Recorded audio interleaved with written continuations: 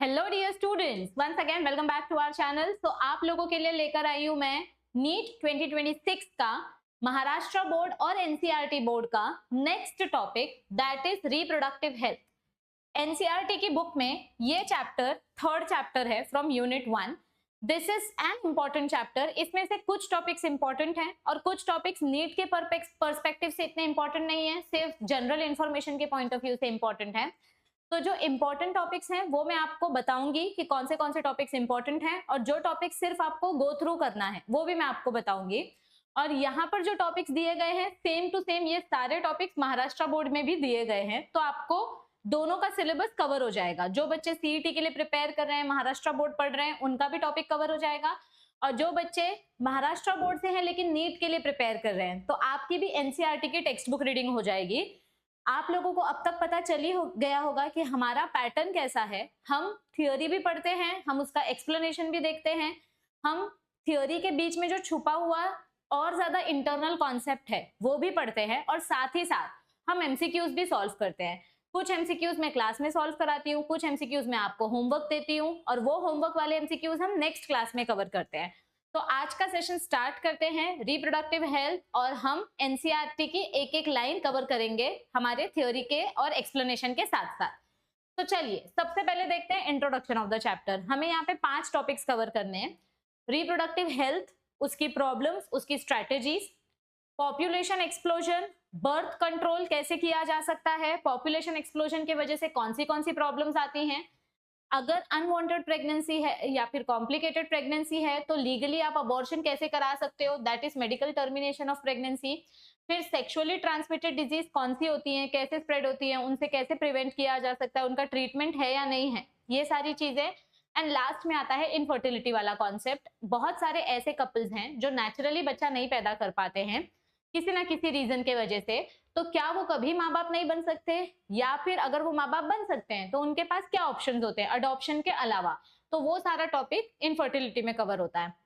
अब ये जो आपको पॉइंटर्स दिए, इसमें से एक एमसीक्यू आपको इसमें से आ सकता है, बर्थ कंट्रोल वाले मेथड में से कंपलसरी एक एमसीक्यू आता है, सेक्सुअली ट्रांसमिटेड डिजीज में से एक एमसीक्यू आता है, और इनफर्टिलिटी वाले टॉपिक में से एक एमसीक्यू आ सकता है। तो अगर मैं डायरेक्टली इनडायरेक्टली बोलूं तो ये 3 टॉपिक सबसे ज्यादा इंपॉर्टेंट है। क्लियर? चलो इंट्रोडक्शन देखें इस चैप्टर का। तो इंट्रोडक्शन में हमें क्या दिया गया है, एक एक लाइन पढ़ेंगे और उसका मीनिंग देखेंगे। इंट्रोडक्शन बहुत सिंपल है, इंट्रोडक्शन में ज्यादा कुछ नहीं दिया है डिटेल में। You have learned about human reproductive system and its function in chapter number 2। आप लोगों ने चैप्टर नंबर 2 का वीडियोस देख लिया होगा, उसमें मेंस्ट्रुअल साइकिल का आपको कॉन्सेप्ट अच्छे से समझ में आया है, गेमेटोजेनेसिस कॉन्सेप्ट, फर्टिलाइजेशन वाला concept, embryo development, pregnancy, parturition. अगर आपको ये टॉपिक्स अच्छे से समझ में आए हैं तो फिर आज का चैप्टर पढ़ने में आपको बिल्कुल भी डिफिकल्टी नहीं होगी, और ये चैप्टर मैं 2 से 3 वीडियोस में खत्म करने की पूरी कोशिश करूंगी। ठीक है, now let's discuss a closely related topic, reproductive health. हमने रिप्रोडक्टिव सिस्टम के बारे में पढ़ा, अब रिप्रोडक्टिव हेल्थ के बारे में पढ़ते हैं कि रिप्रोडक्टिव ऑर्गन्स को कैसे हेल्दी मेंटेन किया जा सकता है, क्या क्या प्रिकॉशंस लिए जाने चाहिए पॉपुलेशन कंट्रोल करने के लिए, etcetera. What do we understand by this term, reproductive health का मतलब क्या होता है? Not only physical health of reproductive organs but mental health of human being, social health of the society, awareness programmes, ये सारी चीजें रिप्रोडक्टिव हेल्थ के concept में आती हैं। तो रिप्रोडक्टिव हेल्थ इस टर्म का सिंपल मीनिंग क्या है? Healthy reproductive organs with normal functions, यानी रिप्रोडक्टिव ऑर्गन्स तो हेल्दी होने चाहिए, जैसे male reproductive organs, female reproductive organs, ये नॉर्मली फंक्शन करने चाहिए। हाउएवर सिर्फ इसका इतना ही मतलब नहीं है, इसका थोड़ा और इन डिटेल मीनिंग क्या है? It has a broader perspective and includes the emotional and social aspects of reproduction also. यानी जब हम रिप्रोडक्टिव हेल्थ की बात करते हैं तो यहाँ पर प्रेग्नेंट वुमेन की मेंटल हेल्थ, उसका इकोनॉमिक हेल्थ, उसका सोशल हेल्थ, उसका सराउंडिंग एनवायरनमेंट कैसा है, हर एक इंडिविजुअल का सोशल हेल्थ कैसा है, ये सारी चीजें मैटर करती हैं अगर हम रिप्रोडक्टिव हेल्थ की बात करते हैं। क्योंकि देखो रिप्रोडक्टिव ऑर्गन्स तभी हेल्दी रहेंगे जब आप सोशली अवेयर रहोगे कि क्या क्या प्रिकॉशंस लिए जाने चाहिए ड्यूरिंग मेंस्ट्रुअल साइकिल, क्या क्या चीजें करी जानी चाहिए बिफोर प्रेगनेंसी, आफ्टर प्रेगनेंसी, जिससे इन्फेंट की भी हेल्थ अच्छी रहे और मदर की भी हेल्थ अच्छी रहे। हमें इन्फेंट मोर्टेलिटी रेट और मेटरनल मोर्टेलिटी रेट कम करना चाहिए, यानी कि बच्चा पैदा होते ही जो उसकी डेथ हो जाती है किस कारण से होती है, ऐसा क्या किया जाए जिससे प्रेग्नेंट वुमेन हेल्दी रहे और हेल्दी बच्चा पैदा हो, ये सारी चीजें रिप्रोडक्टिव हेल्थ में आती हैं। तो अकॉर्डिंग टू हु हु नहीं, अकॉर्डिंग टू WHO, यानी according to World Health Organization, reproductive health means a total wellbeing in all aspects of reproduction. यानी हर एक फैक्टर, हर एक तरीके से आप हेल्दी होने चाहिए तो ही हम उसको रिप्रोडक्टिवली हेल्दी इंडिविजुअल बोल सकते हैं। जैसे आपकी फिजिकल हेल्थ इंपॉर्टेंट है, इमोशनल हेल्थ इंपॉर्टेंट है, आपका बिहेवियर, आपकी सोशल हेल्थ, एंड देयरफॉर एक ऐसी society, a society with people having physically and functionally normal reproductive organs and normal emotional and behavioral interactions among them in all sex related aspect might be called as reproductively healthy society। मतलब एक ऐसी society जहां पे हर एक individual को अपनी individuality express करने का मौका मिले, फ्रीडम मिले। अभी जैसे कोई इंसान अगर पैदा मेल हुआ है लेकिन अगर वो खुद को आइडेंटिफाई एज फीमेल करता है, यानी कि वो अपना जेंडर कुछ और बताना चाहता है, उसका सेक्स मेल है बट वो जेंडर कुछ और बताना चाहता है, तो that freedom should be given to the individual. तो ये जो मेंटली हेल्दी और सोशली अवेयर सोसाइटी जो होती है ना, इस सोसाइटी को या इस इंडिविजुअल को हम हेल्दी इंडिविजुअल डिक्लेयर कर सकते हैं। Why is it significant? Significant काय आहे? सिग्निफिकेंट म्हणजे important. So why is it important to maintain reproductive health and what are the methods taken up to achieve it? Let us study them. Reproductive health maintain करना क्यों important है और हम कैसे maintain कर सकते हैं उसके बारे में थोड़ा सा पढ़ते हैं।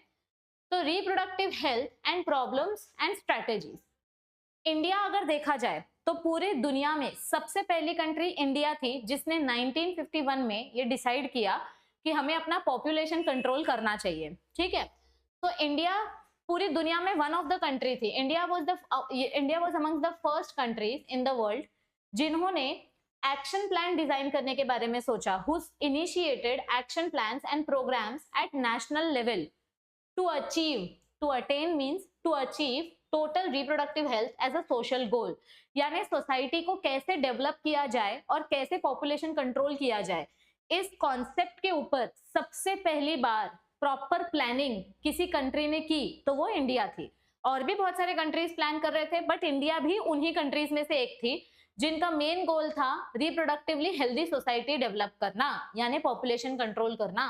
और इन प्रोग्राम्स को बोलते हैं फैमिली प्लानिंग। फैमिली प्लानिंग मतलब क्या होता है? आपने सुना होगा हम दो हमारे दो वाला सिस्टम, सुना है कि नहीं सुना है?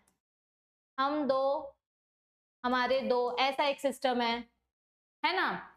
दो ही बच्चे अच्छे, ऐसा भी आपने स्लोगन सुना होगा। तो ये जो स्लोगन्स हैं, ये स्लोगन्स को हम फैमिली प्लानिंग वाला स्लोगन बोलते हैं। जितनी छोटी फैमिली उतनी सुखी फैमिली, छोटा परिवार सुखी परिवार, ये भी एक स्लोगन है। तो ये जो कॉन्सेप्ट है, ये कॉन्सेप्ट इंडिया से स्टार्ट हुआ है। ठीक है, so the programmes called family planning were initiated in 1951। जो ईयर वाला पार्ट है ना, वो आप हाईलाइट करके रख सकते हैं कि फैमिली प्लानिंग की शुरुआत कौन से ईयर से स्टार्ट हुई थी? 1951 से। और इस प्लान को time to time practically check किया गया। It was periodically assessed over the past decades. पिछले कई सालों से ये जो पॉलिसी निकाली गई थी, हम दो हमारे दो वाला सिस्टम, फिर जो फैमिली छोटी है, जो फैमिली सिर्फ एक ही बच्चा पैदा करेगी या जो फैमिली सिर्फ दो बच्चे पैदा करेगी, उनके लिए रिवॉर्ड सिस्टम जनरेट करना, उनके लिए कोई स्कीम या कोई योजना जनरेट करना, ये सब गवर्नमेंट तिगड़म लगाती रहती है कि कैसे भी करके हम पब्लिक को अवेयर कर सके कि भाई कम बच्चे पैदा करो, क्योंकि जितने ज्यादा बच्चे पैदा करोगे उतनी ज्यादा गरीबी फैलेगी, उतनी ज्यादा भुखमरी होगी, उतना ज्यादा आपको अनएम्प्लॉयमेंट फेस करना पड़ेगा और उतना ही ज्यादा क्राइम बढ़ेगा। तो जितने कम बच्चे उतनी अच्छी आप उनकी परवरिश कर सकते हो। So, improved programs covering wider reproductive related areas are currently in operation under the popular name Reproductive and Child Health Care Programs। तो ऐसे गवर्नमेंट में इन फैक्टर्स को ध्यान में रखते हुए बहुत सारे ऐसे प्रोग्राम्स डिजाइन किए जिसकी मदद से वो विमेन और चाइल्ड दोनों की हेल्थ को सेंटर में रख के उस हिसाब से पॉलिसीज बना सके। जैसे कि अगर कोई कुपोषित बच्चा है तो उसकी हेल्थ डेवलप करने के लिए क्या क्या पॉलिसी में चेंजेस होने चाहिए, कोई अगर बिलो हेल्थ एवरेज अगर कोई वुमेन माँ बन जाती है तो उसको क्या क्या चीजें मिलनी चाहिए और क्या स्टैंडर्ड्स होने चाहिए प्रेगनेंसी को मेंटेन करने के लिए, ये सारी चीजें RCH प्रोग्राम के अंदर लाई गई। अवेयरनेस पैदा करना, लोगों तक ये चीजें पहुंचाना, creating awareness among people about various reproduction related aspects and providing facilities and support for building up a reproductively healthy society. These are the major tasks under these programs. तो ये हमारा मेजर टास्क था कि हम लोगों तक awareness फैलाएं, उन तक ये चीजें बताएं कि भाई एक हेल्दी सोसाइटी, एक अच्छी सोसाइटी होना बहुत जरूरी है, वरना आने वाले जनरेशन में सब अनफिट बच्चे पैदा होंगे जो मेंटली चैलेंज्ड होंगे या फिजिकली चैलेंज्ड होंगे। और ये चीजें अगर आप अवॉइड करना चाहते हो तो आपको क्या क्या चीजें करनी चाहिए, ये सारी पॉलिसी, ये सारे प्रोग्राम्स बहुत दूर का सोचकर बनाए गए हैं। ठीक है, okay. With the help of audio visual and print media, governmental and non-governmental agencies have taken various steps to create awareness among the people about reproductive related aspect. देखो क्या होता है पता है, इंडिया में एजुकेशन सिस्टम थोड़ा सा कैसा है, पॉलिसीज बहुत सारी बनाई जाती हैं कि बच्चों को पीरियड्स के बारे में बताया जाए, गुड टच बैड टच के बारे में बताया जाए, गुड सेक्सुअल हैबिट्स के बारे में बताया जाए, इमोशंस कैसे रिकॉग्नाइज करते हैं उसके बारे में बताया जाए। लेकिन कहीं ना आज भी रिप्रोडक्शन ये वर्ड सुनते ही बच्चों के दिमाग में, या मैं बच्चों को ब्लेम नहीं करूंगी, हमारी सोसाइटी इस तरीके से बनी है कि कुछ अलग ही, कुछ तिगड़म ही दौड़ने लगता है, रिप्रोडक्शन ऐसा एक है ना, घर पे इस चीज को लेकर खुले में मतलब लॉजिक बात नहीं होती है। इस वजह से बच्चे सोचते हैं कि ये एक ऐसा टॉपिक है जो घर वालों के सामने नहीं डिस्कस करना चाहिए, और जो चीज घर वालों के सामने डिस्कस नहीं कर सकते मतलब वो कुछ तो स्पेशल होगी और कुछ तो नॉटी सी चीज होगी। ये कॉन्सेप्ट बच्चों के दिमाग में सेट हो गया है, और इस वजह से स्कूल में भी बच्चे अनकंफर्टेबल सिचुएशन क्रिएट करते हैं, जिस वजह से टीचर्स ठीक से पढ़ा नहीं पाते, और जो बच्चे जेन्युइनली बायोलॉजी में इंटरेस्ट होते हैं वो भी बच्चे अनअवेयर रह जाते हैं। अब देखो, हर एक बच्चा महंगी कोचिंग क्लासेस अफोर्ड नहीं कर सकता जहां पे टीचर्स ये चीजें खुल के पढ़ाएं। अभी आपके पास YouTube प्लेटफॉर्म है तो आपको ये अपॉर्चुनिटी मिल रही है कि आपको हर एक चीज एक्सप्लेन की जा रही है। लेकिन जब हम कॉलेज में थे, हम 11th-12th में थे, मैं आज से 12-13-14 साल पहली बात कर रही हूँ, हमको ये टॉपिक्स नहीं पढ़ाए गए थे। हमको ये टॉपिक्स या तो सेल्फ स्टडी में दे दिए गए थे या तो ओमिट कर दिए गए थे और बोला था आप लोग खुद से कर लेना, क्योंकि अवेयरनेस नहीं थी, टीचर्स को पढ़ाना कैसे है वो नहीं पता था, बच्चों को कंफर्टेबल रख के कैसे पढ़ाना है या तो वो पता नहीं था या तो पढ़ाना नहीं चाहते थे। I don't know what was the situation, लेकिन मैं थोड़ा सा ब्लेम बच्चों को भी दूंगी और थोड़ा सा ब्लेम पेरेंट्स को भी दूंगी। मैं खुद ऐसा बोलूंगी, मेरे पेरेंट्स आज जाके थोड़े से अवेयर हुए हैं कि इन टॉपिक्स के बारे में आप खुल के बात कर सकते हो, ओके, क्योंकि हम अवेयर हुए, हमने वो चीजें पढ़ी। तो आने वाली जो जनरेशन है ना, एकदम दो अलग अलग स्पेक्ट्रम की जनरेशन है। एक जनरेशन जो जेन्युइनली इंटरेस्टेड है और एक जनरेशन जो इस चीज का टैबू बना के बैठी है, हो नहीं नहीं इस बारे में बात नहीं करने का, पीरियड्स के बारे में कौन बात करता है, नहीं नहीं नहीं, पीरियड्स के लिए भी कितने सारे कोड वर्ड दिए रखे हैं, अरे आज मेरा बर्थडे आ गया, आज ये हो गया वो हो गया, ऐसे बोलते हैं पीरियड्स आ गया तो। सो मतलब मैं ये बोलने की कोशिश कर रही हूँ कि यही जो टैबू हमारे दिमाग में सेट है ना, इसी टैबू को हटाना है, और ये टैबू जब तक नहीं हटेगा तब तक आप लोग अवेयर नहीं हो जाते और आप लोग सीरियस नहीं हो जाते इन टॉपिक्स को लेकर। ठीक है, सो इसमें किसकी किसकी रिस्पॉन्सिबिलिटी है? अगर ये अवेयरनेस हमें फैलानी है तो किसको किसको पार्टिसिपेट करना पड़ेगा? यहाँ पे पेरेंट्स की रिस्पॉन्सिबिलिटी है, रिलेटिव्स की रिस्पॉन्सिबिलिटी है, टीचर्स की रिस्पॉन्सिबिलिटी है, फ्रेंड्स की रिस्पॉन्सिबिलिटी है, और सबसे बड़ा रोल है गवर्नमेंट और नॉन गवर्नमेंट एजेंसी का कि वो इस इंफॉर्मेशन को कैसे बच्चों तक पहुंचाए, कैसे इस इंफॉर्मेशन को वो स्प्रेड करें। डिससेमिनेशन करना यानी इंफॉर्मेशन स्प्रेड करना। So introduction of sex education in school should also be encouraged to provide right information, ताकि बच्चे किसी गलत वेबसाइट या किसी गलत सोर्स से इंफॉर्मेशन ना ढूंढे। So to provide right information to the young so as to discourage children from believing in myth and having misconceptions about sex related aspect। मतलब बच्चों को अगर गलत फहमी से बचाना है तो उसका एक ही तरीका है कि आप उनको खुले में बताओ कि ये चीज सही है, ये चीज गलत है, प्रेगनेंसी ऐसे होती है, इसको ऐसे प्रिवेंट किया जा सकता है, this is good touch, this is bad touch, this is menstrual cycle. आप उनको साइंटिफिकली एक्सप्लेन करो, थोड़ा टाइम लगेगा उनको ये चीजें समझने में, बट एटलीस्ट वो गलत रास्ते में नहीं भटकेंगे। मतलब जानकारी पाने के लिए वो मूवीज का सहारा नहीं लेंगे, क्योंकि trust me, social networking site पे चीजें बहुत गलत तरीके से दिखाई जाती है। Proper information about reproductive organs is important. Adolescence and related changes। जब बच्चे बड़े होते हैं, 8वीं 9वीं 10वीं में जब बच्चे जाते हैं, 10 साल के बाद एक बच्चे की बॉडी में बहुत सारे हार्मोनल चेंजेस होते हैं। उसकी बॉडी फिजिकली ग्रो होती है, इमोशनली उसकी बॉडी में बहुत सारे चेंजेस होते हैं। तो बच्चों को ये पता होना चाहिए कि जो चेंज वो महसूस कर रहा है या कर रही है वो नॉर्मल है, ऐसा होता है। तो वो चीजें अगर पता रहेगी तो बच्चे भी उस चीज को लेकर अच्छे से रिएक्ट करेंगे। Safe and hygiene sexual practices पता होनी चाहिए। जैसे अभी हमने चैप्टर नंबर 2 में पढ़ा था कि जब मेंस्ट्रुअल साइकिल आता है तो हमें हर थोड़े घंटे में पैड्स चेंज करने चाहिए, क्योंकि उसमें क्लोरीन एजेंट्स होते हैं जो कि काफी ज्यादा इचिंग प्रॉब्लम क्रिएट कर सकते हैं। टैम्पॉन्स की वजह से भी टॉक्सिक शॉक सिंड्रोम होता है। तो ये चीजें अगर पता होंगी लोगों को तो लोग अवेयर होंगे ना। अभी अक्षय कुमार की एक मूवी आई थी पैडमैन वाली, तो उसमें कितना वो मूवी के अंदर बताया गया है कि एक औरत गंदा कपड़ा यूज करती है, उसी कपड़े को धो धो के सुखा सुखा के यूज करती है, वो सबको चलता है।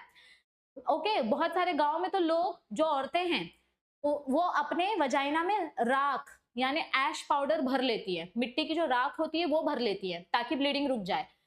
तो ये जो एकदम अनहाइजीनिक तरीका है और डेंजरस तरीका है, ये क्यों करती है औरतें? क्योंकि अवेयरनेस नहीं है, क्योंकि इस चीज को हमने हवा बना के रखा है। तो यही इंफॉर्मेशन लोगों तक स्प्रेड करनी है। सेक्सुअली ट्रांसमिटेड डिजीज कैसे स्प्रेड होती है, एड्स कैसे स्प्रेड होती है, इससे कैसे बचा जा सकता है। अगर हम ये इंफॉर्मेशन स्प्रेड करेंगे तो इससे लोगों की मदद होगी। It will help people specially those in the adolescent age group to lead a reproductively healthy life. मतलब स्पेशली वो बच्चे जो रिप्रोडक्शन वाली एज में हैं, अगर उन बच्चों को प्रॉपर इंफॉर्मेशन मिले तो वो प्रॉपर फ्यूचर प्लानिंग कर सकते हैं। ठीक है।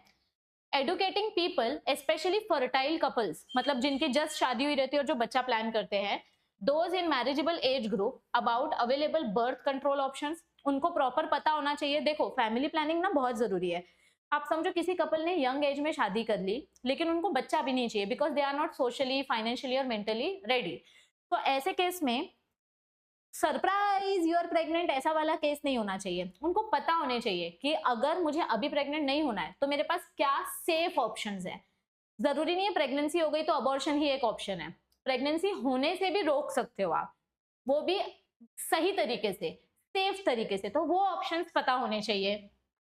अगर आप प्रेग्नेंट हो गए हो और आपको बच्चा रखना है तो आपकी क्या देखभाल होनी चाहिए, आपको कौन से वैक्सीनेशन लेने चाहिए, आपकी केयर कैसी होनी चाहिए। पोस्ट नेटल केयर, बच्चा पैदा होने के बाद भी आपको रेस्ट की जरूरत है। बच्चे की क्या केयर करनी चाहिए, कौन से वैक्सीन देने चाहिए, मदर की केयर कैसे करनी चाहिए। पोस्ट नेटल केयर यानी after birth of the child mother का ध्यान कैसे रखना चाहिए। फिर ब्रेस्ट फीडिंग का क्या इंपॉर्टेंस है।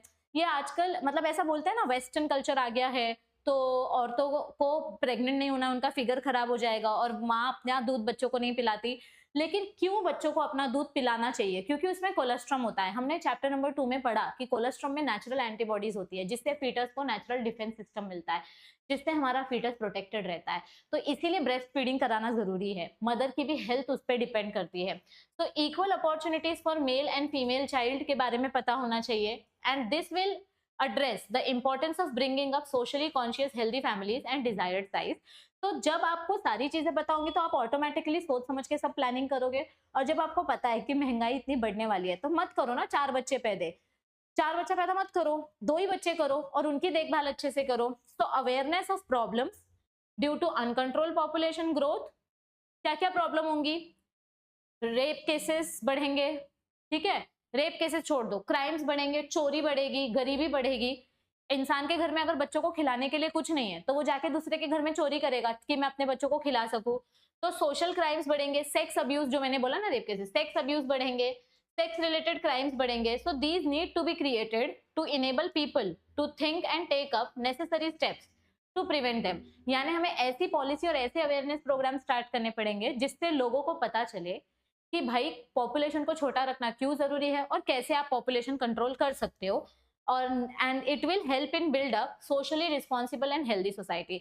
जितना ज्यादा लोग अवेयर होंगे उतनी ज्यादा हेल्दी सोसाइटी होगी। जितने ज्यादा लोग अनअवेयर रहेंगे, भ्रम में रहेंगे, उतनी ज्यादा सोसाइटी में प्रॉब्लम्स क्रिएट होंगी। Yes, successful implementation of various action plans to achieve reproductive health requires strong infrastructural facilities, professional expertise and material support. अब देखो ये सिर्फ बातें ना, बड़ी बड़ी बातें, वड़ा पाव खाते वाला सिस्टम नहीं होना चाहिए। हवा में कुछ भी बोल दिया, हम ये करेंगे, हम वो करेंगे, ऐसे बोलने से कुछ नहीं होता है। You need to give facilities to people who are taking initiatives. जिन हॉस्पिटल्स में पॉपुलेशन कंट्रोल करने के लिए बर्थ कंट्रोल पिल्स दी जाती है उन हॉस्पिटल्स को फंडिंग मिलनी चाहिए। फीमेल्स को इक्वल अपॉर्चुनिटीज मिलनी चाहिए, करियर अपॉर्चुनिटीज मिलनी चाहिए। इतने ऑप्शंस दो कि फीमेल्स को ऐसा लगे ही ना कि वो सिर्फ बच्चा पैदा करने के लिए बने हैं। मतलब हर एक चीज की अवेयरनेस और अपॉर्चुनिटीज के बारे में लोगों को इंफॉर्मेशन स्प्रेड करो। ओके, उनको हॉस्पिटल्स को और जो भी एजेंसीज हैं उनको मटेरियल प्रोवाइड करो। These are essential to provide medical assistance and care to people in reproduction related problems like pregnancy। तो मतलब प्रेगनेंसी के टाइम पे भी उनको सर्विस मिलनी चाहिए, चाइल्ड डिलीवरी के टाइम पे सर्विस मिलनी चाहिए, प्रॉपर केयर कैसे करना है, वैक्सीनेशंस वगैरह सब। सेक्सुअली ट्रांसमिटेड डिजीज से कैसे बचना है, और अगर गलती से सेक्सुअली ट्रांसमिटेड डिजीज हो गई तो वो लाइफ का अंत नहीं है। अगर डिजीज हो गई है तो भी आप उसको कैसे कंट्रोल करके रख सकते हो। अबॉर्शंस के बारे में प्रॉपर इन्फॉर्मेशन होनी चाहिए। आजकल सावधान इंडिया क्राइम पेट्रोल में कितना दिखाता है कि अगर गलती से प्रेग्नेंट हो गए कोई कपल और उनकी शादी नहीं हुई है तो वो लोग इस चीज को बहुत ही ज्यादा शर्मिंदगी वाली चीज मानते हैं, और फिर ऐसे ही किसी तो इलीगल अबॉर्शन सेंटर में जाते हैं और वहां पे कोई वार्ड बॉय डॉक्टर बन के बैठा रहता है और उससे अबॉर्शन करवा लेते हैं, और उसको पता ही नहीं है कि अबॉर्शन कैसे होता है, और वो कुछ तो आड़ी टेढ़ी हरकत करता है और फीमेल की ब्लीडिंग की वजह से डेथ हो जाती है। मतलब एक शर्म से बचने के लिए लड़की मर गई, है ना। सो अवेयरनेस होनी चाहिए कि अगर अबॉर्शन कराना भी है and if you are above legal age then you have other options to abort the child. Contraception क्या होना चाहिए, अगर प्रेगनेंसी प्रिवेंट करनी है, आपको अभी प्रेग्नेंट नहीं होना है तो उसके क्या ऑप्शंस हैं, मेंस्ट्रुअल प्रॉब्लम्स को कैसे डील करना चाहिए, इनफर्टिलिटी के लिए क्या सॉल्यूशंस हैं। So implementation of better techniques and new strategies from time to time are also required to provide more efficient care and assistance to people। यानी कि टाइम टू टाइम अगर हम लोगों को बताएं कि ये पॉलिसीज हैं और इन पॉलिसीज की मदद से आपको सपोर्ट मिल सकता है तो लोग अवेयर होंगे, जागरूक होंगे और गलती करने से बचेंगे। Statutory ban on amniocentesis for sex determination to legally check increasing menace of female feticides, massive child immunization, etc. are some programs that merit mention in this connection। अब इस पैराग्राफ का मतलब क्या है, एमनियोसिंथेसिस मतलब क्या होता है मैम? एमनियोसिंथेसिस मतलब ये जो हमारा फीटस है, ठीक है, इस फीटस के आजू बाजू में ये जो एमनियोटिक फ्लूइड है, पहले तो हम फीटस की पोजीशन का अल्ट्रासाउंड करते हैं, उसका सोनोग्राफी करके चेक करते हैं कि फीटस की पोजीशन कैसी है, और फिर हम एक इंजेक्शन की मदद से एमनियोटिक फ्लूइड कलेक्ट करते हैं, और ये एमनियोटिक फ्लूइड हम टेस्ट ट्यूब में डाल के उसको सेंट्रीफ्यूज करते हैं। अब यहाँ पे जो सेल्स नीचे हैं, इन सेल्स का हम डीएनए जेनेटिक टेस्टिंग करते हैं। अगर हमारे बच्चे को फ्यूचर में कोई जेनेटिक सिंड्रोम होने वाला है, जैसे कि कोई जेनेटिक डिसऑर्डर जैसे कि डाउन सिंड्रोम या लाइन फिल्टर सिंड्रोम, या फिर उसको थैलासीमिया है या सिकल सेल एनीमिया है, मतलब जो भी प्रॉब्लम जेनेटिकली रिलेटेड है हम वो डिटरमाइन कर सकते हैं। तो एमनियोसिंथेसिस का main use genetic disorders check करने के लिए पता किया जाता है। लेकिन इंडिया में क्या करते हैं, लड़का होने वाला है कि लड़की होने वाली है ये चेक करने के लिए एमनियोसिंथेसिस कराते हैं, क्योंकि यहाँ पे जब आप क्रोमोसोम टेस्ट करते हो तो ये जो लास्ट क्रोमोसोम होता है दिस इज सेक्स क्रोमोसोम, और अगर ये लड़की हुई तो इसका फिर अबॉर्शन करवा देते हैं, गर्भपात हत्या करवा देते हैं। ये लड़की हुई तो इसकी फीमेल फिटिसाइड करा देते हैं। इसीलिए इंडिया में एमनियोसिंथेसिस ये टेक्निक बैंड है, मतलब एमनियोसिंथेसिस टेक्निक का गलत इस्तेमाल ना हो इसीलिए ये टेक्निक ही बंद करती है। और कुछ सेंटर्स हैं जहां पर ये टेक्निक प्रैक्टिस की जाती है तो वहां पर भी बहुत स्ट्रिक्ट रेगुलेशन से प्रैक्टिस की जाती है कि एमनियोसिंथेसिस की मदद से आपको सेक्स नहीं बताया जाएगा बच्चे का, आपको सिर्फ ये बताया जाएगा कि इस बच्चे को कोई जेनेटिक बीमारी है कि नहीं है। इस बच्चे को आगे जाके पीलिया होने वाला है ये पता चलेगा क्या? नहीं पता चलेगा। इस बच्चे को आगे जाके कोई नॉर्मल बीमारी होने वाली है क्या? नहीं पता चलेगा। इस बच्चे का आगे जाके किडनी फेल होने वाला है क्या? नहीं पता चलेगा। जो बीमारी जेनेटिकली कनेक्टेड होती है सिर्फ वही बीमारी हम एमनियोसिंथेसिस की मदद से चेक कर सकते हैं, लेकिन इसका रिस्क भी होता है। एमनियोसिंथेसिस बहुत ही ज्यादा सेंसिटिव और रिस्की प्रोसीजर है क्योंकि इसमें कभी कभी फीटस का मिसकैरेज हो सकता है। हम जब नीडल डालते हैं तो उस नीडल की वजह से फीटस को इंजरी भी हो सकती है, उसका एमनियोटिक फ्लूइड लीक हो सकता है और फीटस को इन्फेक्शन भी हो सकता है। तो दिस इज अबाउट एमनियोसिंथेसिस। तो एमनियोसिंथेसिस में क्या किया जाता है, थोड़ा सा एमनियोटिक फ्लूइड कलेक्ट करके उसको हम एनालाइज करते हैं कि क्रोमोसोम डिफेक्ट तो नहीं है, and this process is used for presence of certain genetic disorders such as, ये वाला लाइन आपको नीट में एमसीक्यू में पूछा जा सकता है। कौन से डिसऑर्डर्स चेक करने के लिए हम ये यूज करते हैं? Down syndrome, haemophilia, sickle cell मतलब blood related disorders, anaemia etcetera. Is this clear? जो जेनेटिकली या क्रोमोसोम से कनेक्टेड होगी। आपके न्यूट्रिशन से कनेक्टेड डिजीज है तो वो नहीं बता सकते हम, ठीक है। तो this is about introduction of the chapter, ठीक है। और यहाँ पे लास्ट में क्या बताया है, research on various reproduction related areas are encouraged and supported by governmental and non-governmental agencies to find out new methods or to improve upon existing ones. देखो कंटिन्यूअसली हमारी कंट्री में ना रिसर्च चालू है, रिसर्च की मदद से गवर्नमेंट कोशिश करती है कि हम कैसे भी करके पॉपुलेशन को कितना कंट्रोल कर सकते हैं, ऐसे कुछ डिवाइसेस डिजाइन करें। तो आपने सुना होगा या नहीं भी सुना है तो आगे आप पढ़ोगे, सहेली नाम की ना एक दवा आती है, एक पिल आती है सहेली, अ न्यू ओरल कॉन्ट्रासेप्टिव, मतलब ये पिल हफ्ते में एक बार खाई जाती है और इससे प्रेगनेंसी रुकती है, ठीक है।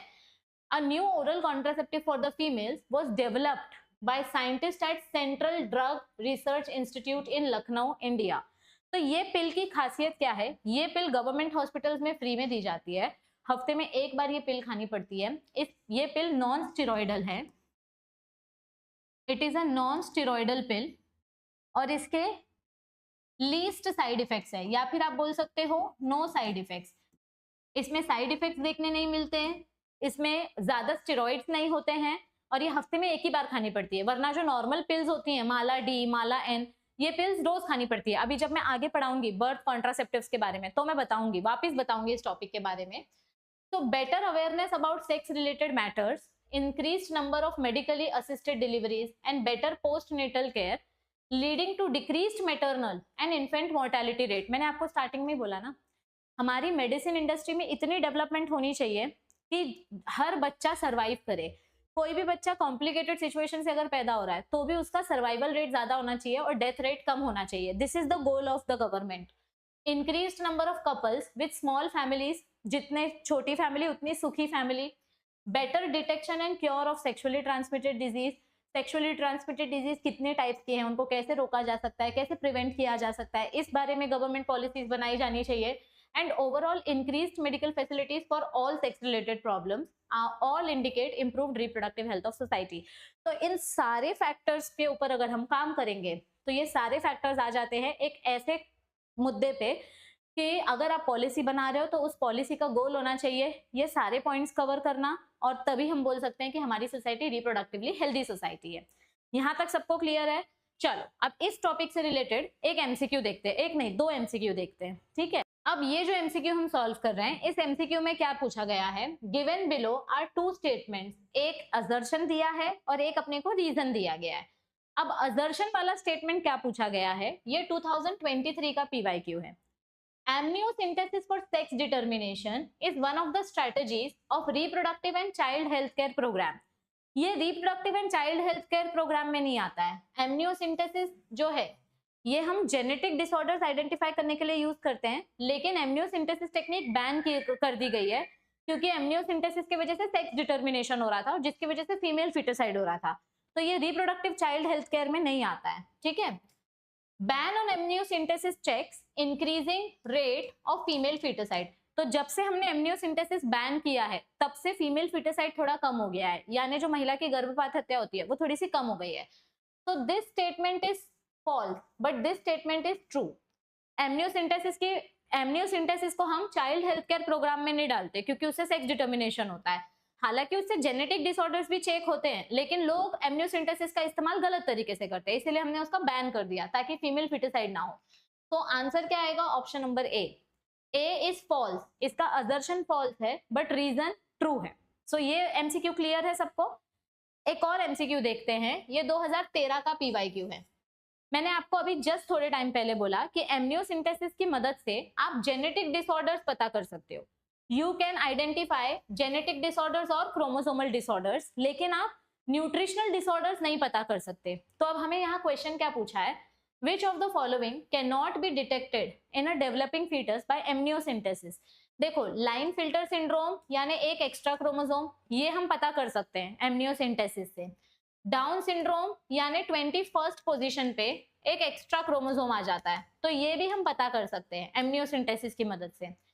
फीटस का सेक्स भी पता कर सकते हैं कि फीटस मेल है कि फीमेल है, लेकिन हम जॉन्डिस होने वाला है कि नहीं होने वाला है, जॉन्डिस यानी पीलिया, ये नहीं पता कर सकते क्योंकि जॉन्डिस किस वजह से होता है, एक्सेसिव ब्रेकडाउन ऑफ हीमोग्लोबिन की वजह से होता है। जब हीमोग्लोबिन ब्रेकडाउन होता है तो बिलीरुबिन बनता है, बिलीवर्डिन बनता है, जिसकी वजह से बॉडी में बाइल पिगमेंट ज्यादा हो जाते हैं और आपका लिवर फेल होने लग जाता है। तो दैट इज जॉन्डिस वाला सिचुएशन। तो अब मेरी बॉडी में हीमोग्लोबिन ब्रेकडाउन होगा कि नहीं होगा ये मुझे मेरे क्रोमोसोम से देख के नहीं पता चलेगा। सो जॉन्डिस वाला जो सिचुएशन है ये एमनियोसिंथेसिस से नहीं पता चल सकता, so this can not be identified by amniocentesis. ये दोनों क्वेश्चन सबको समझ में आए हैं? पक्का? आगे बढ़े, चल। ऑलराइट, तो अब आगे का टॉपिक देखते हैं। अब आगे के टॉपिक में क्या दिया है? Population stabilisation and birth control. So birth control की मदद से हम कैसे अपने पॉपुलेशन को स्टेबलाइज कर सकते हैं, कंट्रोल कर सकते हैं, और क्यों करना चाहिए? क्योंकि भाई पॉपुलेशन अगर धड़ाधड़ बढ़ते गया तो फिर अनएम्प्लॉयमेंट होगा, पॉवर्टी होगी, और फिर बहुत सारे क्राइम्स बढ़ेंगे। अब यहाँ पे कुछ हमको इन्फॉर्मेशन दी गई है, कुछ डेटा दिया गया है। ये डेटा आपको याद रखना है क्योंकि इसमें से एमसीक्यू कभी कभी मैच द कॉलम के फॉर्म में पूछा जा सकता है, तो मैं आपको यहाँ पर लिख के दूंगी, वो आपको याद रखना है, ठीक है? तो देखो, in the last century an all round development in various fields significantly improved the quality of life and the people, like of the people. तो जैसे जैसे टेक्नोलॉजी डेवलप होते जा रही है वैसे वैसे हमें ये दिखाई दिया है, हमने ये देखा है कि कैसे लोगों का लाइफस्टाइल इंप्रूव हुआ है, ठीक है? however increased health facilities along with better living conditions had an explosive impact on the growth of population. मतलब बोलते हैं ना, हम खुद ही के पैर पे खुद ही कुल्हाड़ी मार रहे हैं। जितनी ज्यादा फैसिलिटी बढ़ रही है उतना ज्यादा हम कंफर्टेबल होते जा रहे हैं और धड़ाधड़ उतने ज्यादा बच्चे पैदा करते जा रहे हैं। मतलब जितना एम्प्लॉयमेंट और जितनी ज्यादा फैसिलिटीज मिली, लोगों ने उतना ज्यादा पॉपुलेशन बढ़ाया, जिसकी वजह से there was a sudden peak in the increase of population. The world population which was around 2 billion in 1900। देखो कंपेयर करते हैं, वर्ल्ड पॉपुलेशन और इंडिया पॉपुलेशन कंपेयर करते हैं, ठीक है? यहाँ पे लिखते हैं वर्ल्ड पॉपुलेशन, यहाँ पे लिखते हैं इंडिया का पॉपुलेशन, ठीक है? 1900 में, एक मिनट, और ईयर लिखते हैं, ओके? वर्ल्ड,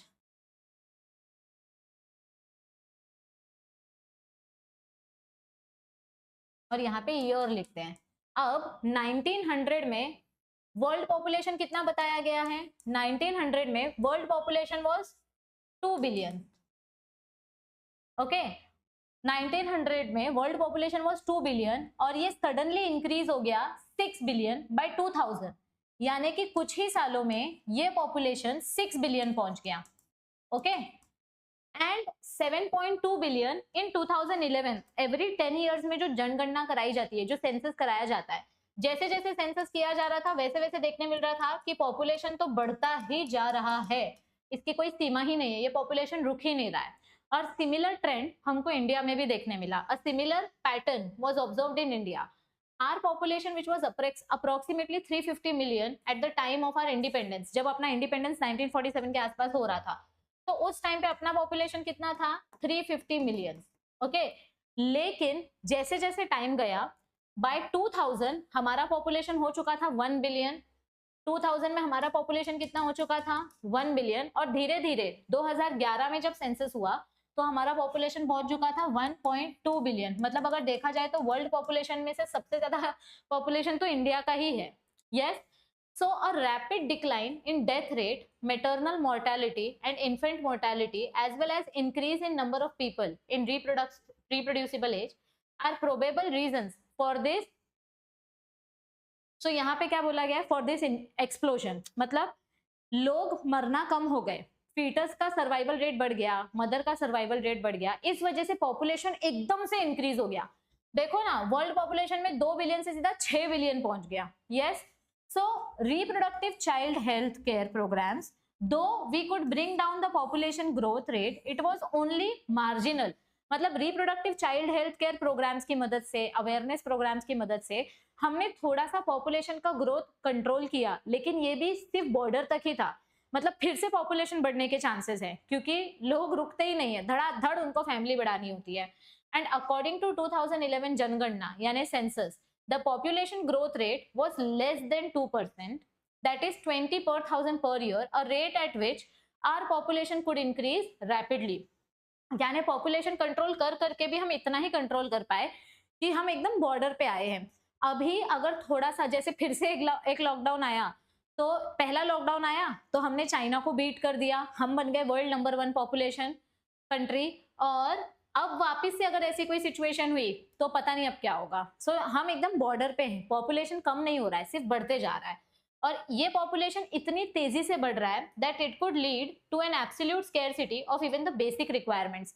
यानी ये पॉपुलेशन इतना डरावना है, इतने तेजी से बढ़ रहा है कि एक बेसिक से बेसिक रिक्वायरमेंट्स की भी कमी होते जा रही है। सादा खाना और पानी भी नहीं लोगों तक पहुंच पा रहा है। फूड, शेल्टर, क्लोथिंग, ये सारी चीजें कम होते जा रही हैं in spite of significant progress made in those areas. मतलब food industry, clothing industry, government, non government agencies बहुत कोशिश कर रही हैं कि वो लोगों की डिमांड्स कंप्लीट कर सके, लोगों की बेसिक रिक्वायरमेंट्स फुलफिल कर सके। लेकिन हमारी भी तो रिस्पॉन्सिबिलिटी है। हम अगर पॉपुलेशन बढ़ाते ही जाएंगे तो गवर्नमेंट कितनी चीजें प्रोवाइड करेगी और फिर भूखमरी होगी और लोग मरेंगे। So therefore the government was forced to take up serious measures to check this population growth rate। और इसीलिए देखो बहुत सारी जगहों पर अब ऐसा रूल है, बहुत सारे स्टेट्स में ये रूल है कि अगर 2 बच्चों से ज्यादा बच्चा किसी फैमिली में है तो उस बच्चे को, जिन स्कूल में वो 2 बच्चे पढ़ रहे हैं, उसके जो 2 भाई पढ़ रहे हैं, उस तीसरे बच्चे को उस सेम स्कूल में एडमिशन नहीं मिलेगा, उसको कोई भी गवर्नमेंट फैसिलिटी नहीं मिलेगी, उसको कोई भी एजुकेशनल स्कॉलरशिप्स नहीं मिलेगी। यानी सिर्फ और सिर्फ स्टार्टिंग के जो 2 बच्चे होंगे उन्हीं को सारी फैसिलिटीज और अपॉर्चुनिटीज मिलेगी। गवर्नमेंट ने ये कड़क कदम उठाया है। चाइना में भी ऐसा रूल है, 1 से ज्यादा बच्चे होंगे तो वो सारे बच्चे मिलिट्री में ले लिए जाएंगे। तो ये जो रूल है, ये जो स्कीम है, ये एक तरीके से पॉपुलेशन को कंट्रोल करने के लिए बनाई जा रही है। The most important step to overcome this problem is to motivate smaller families by using various contraceptive methods। देखो contraceptive methods मतलब क्या होता है? प्रेगनेंसी को रोकने का मेथड। 2 वर्ड्स मैं बता रही हूँ, बच्चे बहुत ज्यादा कंफ्यूज होते हैं इन वर्ड्स को लेकर। एक होता है वर्ड कंसेप्शन और एक होता है कॉन्ट्रासेप्शन। कंसेप्शन का वर्ड होता है टू गेट प्रेग्नेंट, इसका मीनिंग होता है टू गेट प्रेग्नेंट, ओके। और कॉन्ट्रा मतलब अपोजिट और सेप्शन मीन्स प्रेग्नेंट, यानी अपोजिट ऑफ प्रेग्नेंट, यानी to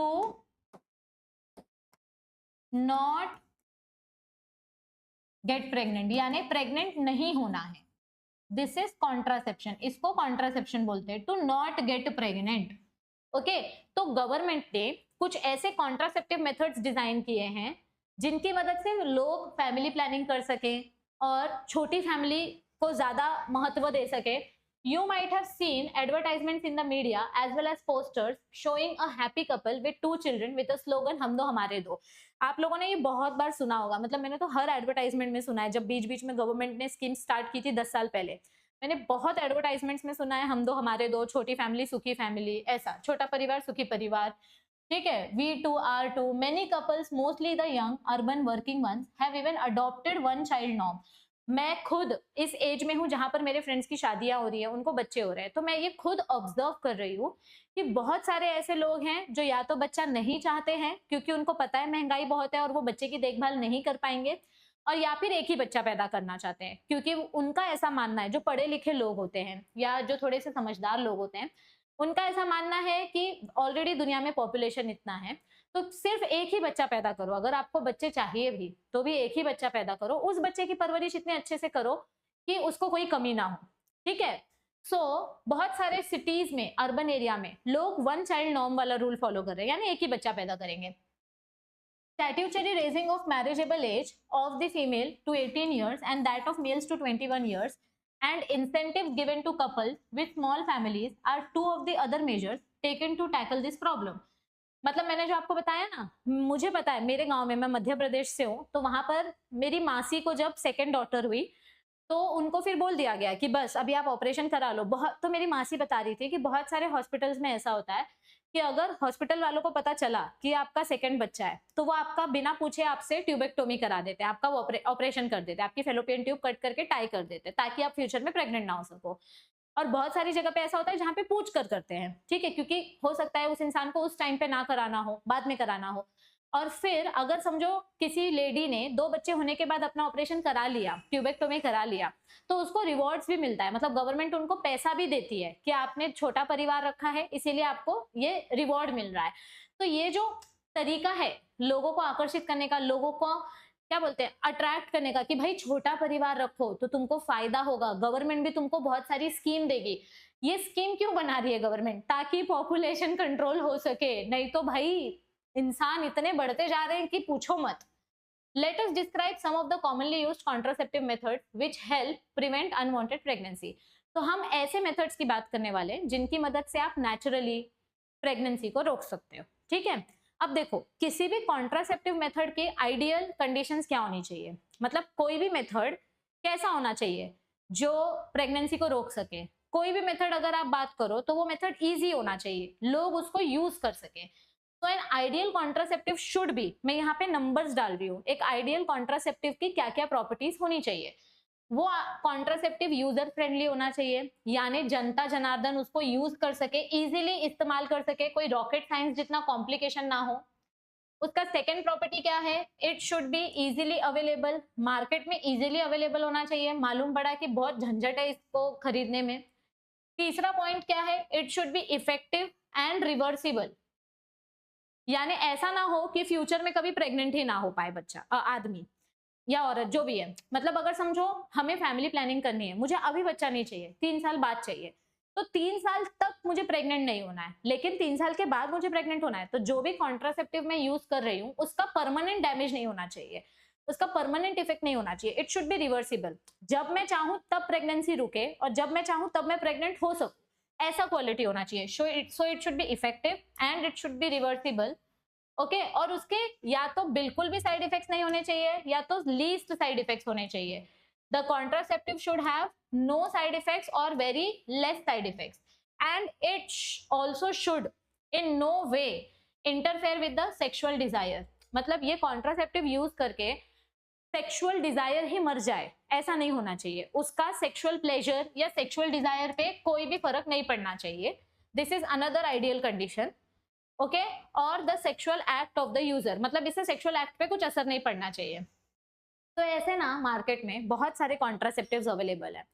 a wide range of contraceptive methods are presently available which could be broadly grouped into following categories. तो हमारे पास बहुत सारे कॉन्ट्रासेप्टिव मेथड्स हैं और उन कॉन्ट्रासेप्टिव मेथड्स को हमने कैटेगरीज में डिवाइड किया है। ये हमारे कॉन्ट्रासेप्टिव मेथड्स की कैटेगरी है। There are 6 categories.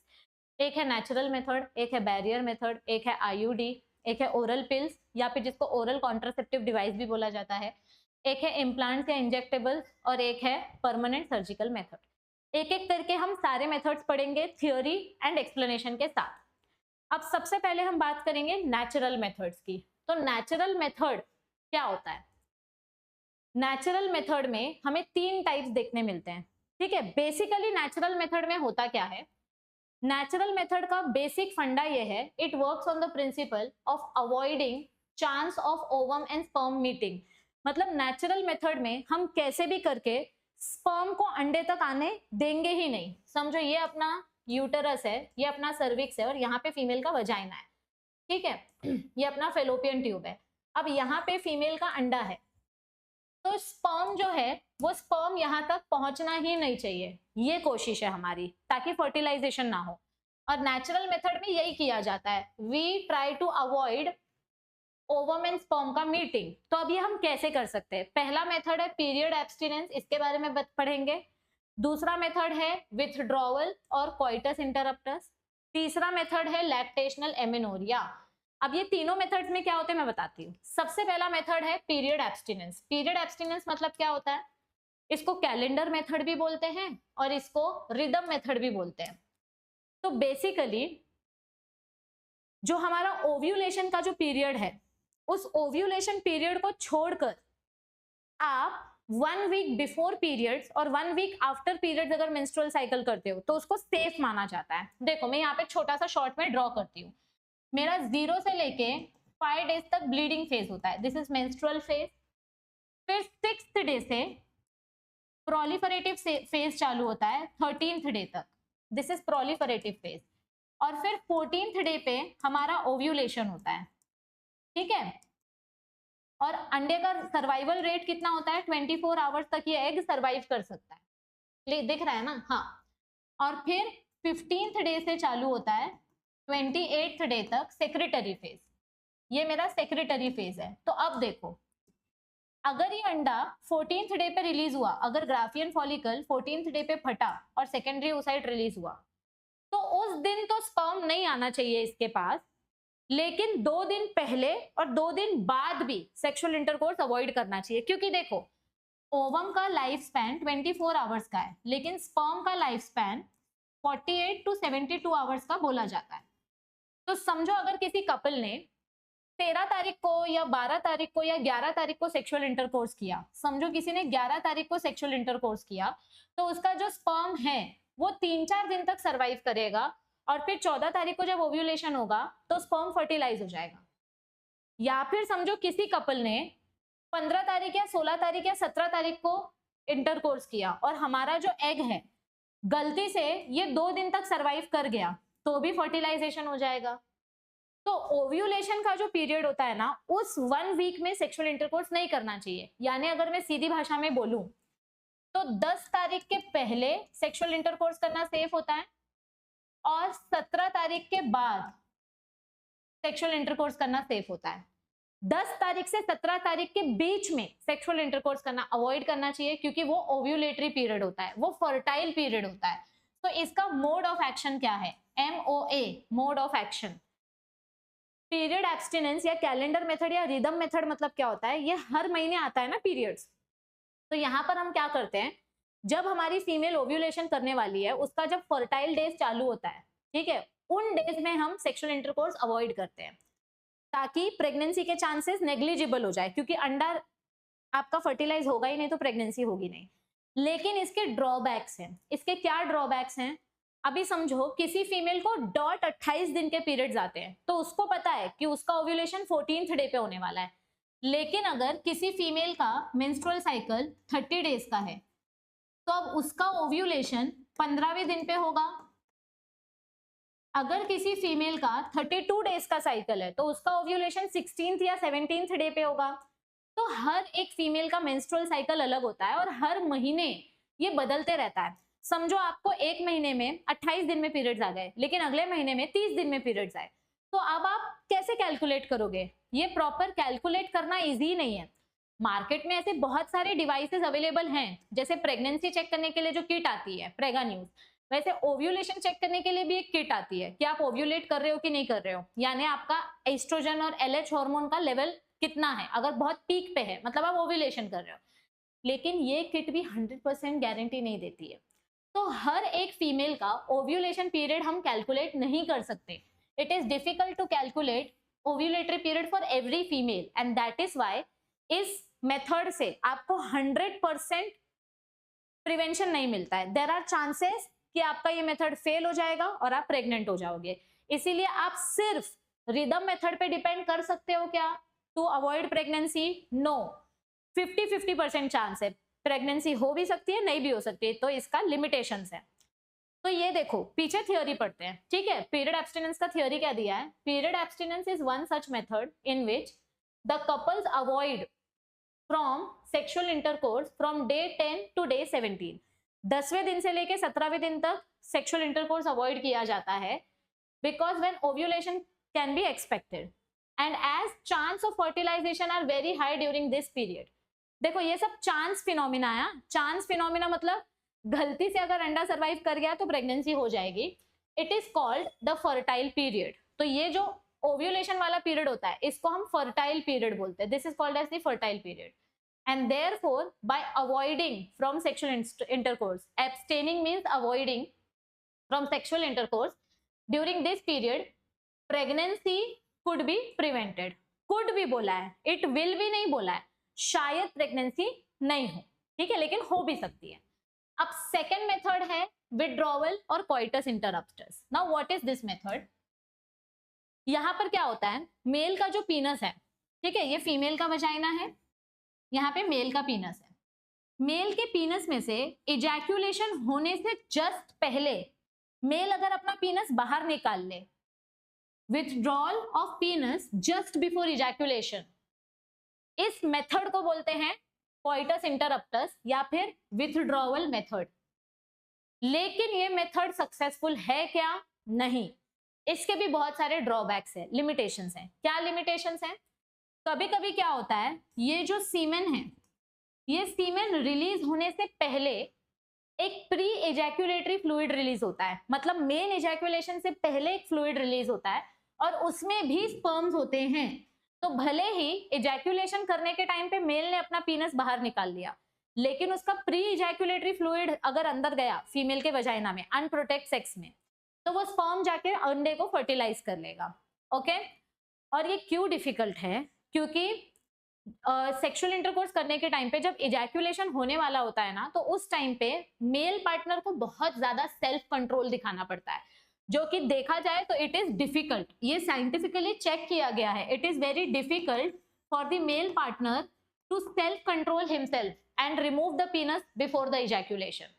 तो इसके भी लिमिटेशंस हैं, ड्रॉबैक्स हैं, इसके भी सक्सेस रेट क्वेश्चनेबल है, तो इससे भी गारंटी प्रेगनेंसी नहीं रुकेगी। ठीक है, तो विड्रॉल मेथड क्या होता है? It is another method in which male partner ejaculation करने से पहले ही अपना पीनस वजाइना से बाहर निकाल लेता है, ताकि उसका सेमिनेशन हो ही ना, सीमन अंदर जाए ही ना। ठीक है, नेक्स्ट क्या आता है? Lactational amenorrhea. अब लैक्टेशनल एमेनोरिया में क्या बताया है, इसका मोड ऑफ एक्शन क्या है? एब्सेंस ऑफ मेंस्ट्रुएशन, मतलब समझो पीरियड्स नहीं आ रहे हैं। कब पीरियड्स नहीं आएंगे? समझो किसी फीमेल ने अभी अभी पार्चुरेशन किया है, पार्चुरेशन किया है यानी चाइल्ड डिलीवरी हुई है। जब पार्चुरेशन होता है, जब चाइल्ड डिलीवरी होती है, तो पीरियड्स नहीं आते हैं, क्योंकि उस टाइम पे प्रोलैक्टिन हार्मोन बहुत हाई कॉन्सेंट्रेशन पे रहता है। प्रोलैक्टिन हार्मोन बहुत हाई कॉन्सेंट्रेशन पे रहता है, और जब प्रोलैक्टिन हार्मोन हाई कॉन्सेंट्रेशन पे रहता है, तो उस टाइम पे एफएसएच हार्मोन के पास नेगेटिव फीडबैक जाता है। अगर एफएसएच हार्मोन के पास नेगेटिव फीडबैक जा रहा है, तो फॉलिकल्स डेवलपमेंट नहीं होंगे। फॉलिकल डेवलपमेंट नहीं होगा तो ओव्यूलेशन नहीं होगा, क्योंकि ग्राफियन फॉलिकल नहीं बना। तो जब फीमेल चाइल्ड डिलीवरी करती है, उसकी बॉडी में प्रोलैक्टिन हार्मोन का कॉन्सेंट्रेशन ज्यादा होता है, तो उस टाइम पे उसको पीरियड्स नहीं आते हैं।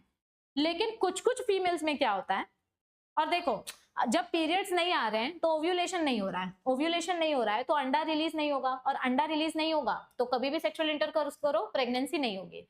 लेकिन कुछ कुछ फीमेल्स में क्या होता है कि चाइल्ड डिलीवरी के 2 महीने बाद ही पीरियड्स आने लग जाते हैं, 3 महीने बाद ही पीरियड्स आने लग जाते हैं, और वो फीमेल प्रेग्नेंट हो जाती है। मतलब अभी बच्चा हुआ, 3 महीने बाद फिर प्रेग्नेंट हो गई। तो ऐसा भी होता है। तो इसका कोई फिक्स्ड डेट नहीं है या फिक्स्ड पीरियड नहीं है कि हर औरत को इतने दिन प्रेगनेंसी नहीं होगी। ये हर फीमेल में अलग अलग होता है। जनरली अगर देखें तो ऑन एन एवरेज मिनिमम 6 महीने तक पीरियड्स नहीं आते, मिनिमम। जब बच्चा पैदा होता है ना, तो स्टार्टिंग 6 मंथ्स तक it is effective till 6 months, but कुछ कुछ केसेस में 2-3 मंथ्स में भी चालू हो जाते हैं। तो lactational amenorrhea means absence of menstruation, absence of menstruation यानी पीरियड्स नहीं आएंगे और ओव्यूलेशन नहीं होगा। ठीक है, तो lactational amenorrhea means absence of menstruation. ये मेथड क्या बताता है? अगर पीरियड्स नहीं आ रहे हैं तो ओव्यूलेशन नहीं होगा, और अगर ओव्यूलेशन नहीं होगा, it is based on the fact that ovulation and therefore the cycle do not occur during the period of intense lactation। मतलब जब बहुत ज्यादा ब्रेस्ट फीडिंग होता है, उस टाइम पे प्रोलैक्टिन हार्मोन ज्यादा रहता है, और प्रोलैक्टिन हार्मोन ज्यादा होने की वजह से एफएसएच हार्मोन नहीं बनता, जिसकी वजह से ओव्यूलेशन नहीं होता है। तो therefore as long as the mother breast feeds the child, मतलब जब तक माँ अपना दूध बच्चे को पिलाती रहेगी, तब तक उसके बॉडी में प्रोलैक्टिन हार्मोन बनता रहेगा, और जब तक प्रोलैक्टिन हार्मोन बनता रहेगा तब तक नेगेटिव सिग्नल जाएगा एफएसएच हार्मोन को, और जब तक एफएसएच को नेगेटिव सिग्नल जाएगा there will be no menstrual cycle, और अगर मेंस्ट्रुअल साइकिल नहीं होगा तो there will be no ovulation. लेकिन अगर ब्रेस्ट फीडिंग बंद कर दिया तो प्रोलैक्टिन हार्मोन कम हो जाएगा, एफएसएच ज्यादा हो जाएगा, और मेंस्ट्रुअल साइकिल चालू हो जाएगा। तो जब तक बच्चा माँ का दूध पीता है, chances of conception are very less. However this method has been reported to be effective only up to period of 6 months।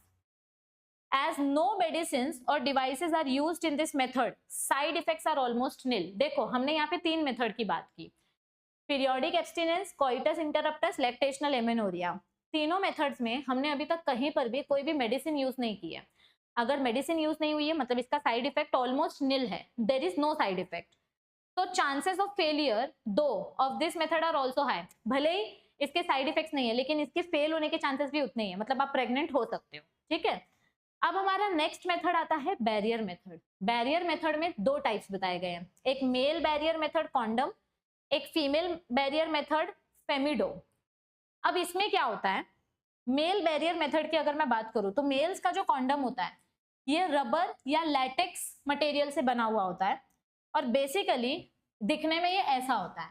ये कॉन्डम का काम क्या होता है, ये पीनस के ऊपर कवर हो जाता है, ताकि जब इजैक्यूलेशन हो तो फीमेल के वजाइना में सीमेन ना आए। ये सीमेन यहीं पर कलेक्ट हो जाएगा, इस कॉन्डम के अंदर ही कलेक्ट हो जाएगा और फिर ये कॉन्डम निकाल के मेल्स फेंक देंगे बिकॉज ये रीयूज नहीं कर सकते।